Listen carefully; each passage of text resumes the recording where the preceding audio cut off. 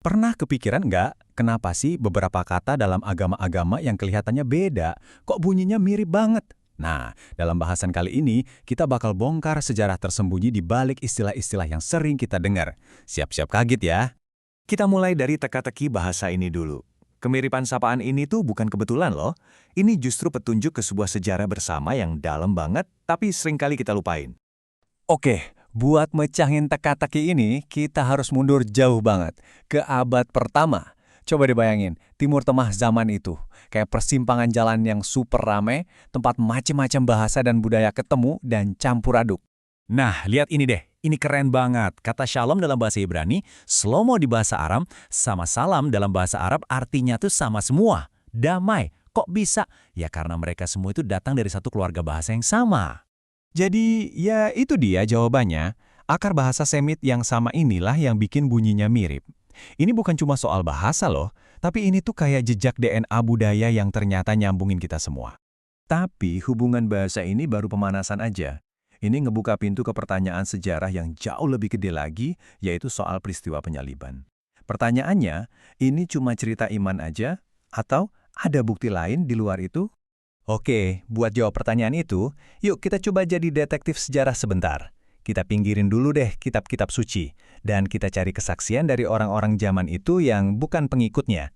Apa kata mereka? Dan yang bikin kaget, ternyata ada loh beberapa sumber dari luar kekristenan yang nulis tentang kejadian ini. Dan mereka nggak nyatat ini sebagai dongeng atau mitos, tapi sebagai sebuah fakta sejarah. Coba bayangin deh, seorang senator Romawi loh ya, bukan orang Kristen, dia nulis soal penyaliban ini sebagai fakta sejarah cuma 57 tahun setelah peristiwanya.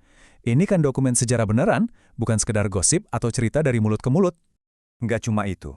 Ada lagi sumber penting lainnya. Kali ini dari Josephus, seorang sejarawan Yahudi. Dia juga nulis tentang penyaliban Yesus. Dan dia nulis ini untuk bangsanya sendiri, sebagai bagian dari catatan sejarah mereka. Bahkan ada sejarawan lain yang nyatat gimana ajaran dari raja yang bijaksana ini terus hidup di antara para pengikutnya. Nah, pengaruh yang kuat dan bertahan lama ini jadi jembatan ke pertanyaan kita selanjutnya. Gimana sih peristiwa sejarah ini diingat dan dirayain sampai sekarang? Nah, peristiwa penyaliban ini kan diperingati dalam perayaan yang kita kenal sebagai Paskah.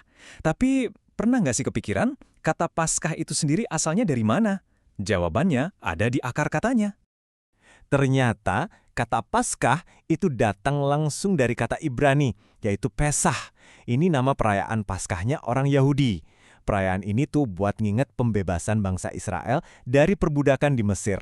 Kata Pesah itu sendiri artinya melewati ya, merujuk ke momen waktu Tuhan melewati rumah-rumah mereka buat nyelamatin mereka. Nah, di sini nih semuanya jadi nyambung banget. Waktu perjamuan terakhir, yang sebenarnya adalah perjamuan Paskah Yahudi, Yesus ngambil simbol-simbol kuno ini, roti, anggur, anak domba, dan ngasih arti yang benar-benar baru. Dia nyambungin pengorbanan dirinya sendiri dengan cerita pembebasan yang usianya udah ribuan tahun. Oke, jadi setelah kita lihat semua koneksi ini, terus kenapa? Apa artinya buat kita sekarang? Kenapa penting banget sih buat tahu sejarah bersama di balik bahasa dan tradisi kita? Menurut Dr. Noer Sena, ya disinilah masalahnya. Banyak perpecahan itu terjadi karena kita nggak tahu soal sejarah bersama ini.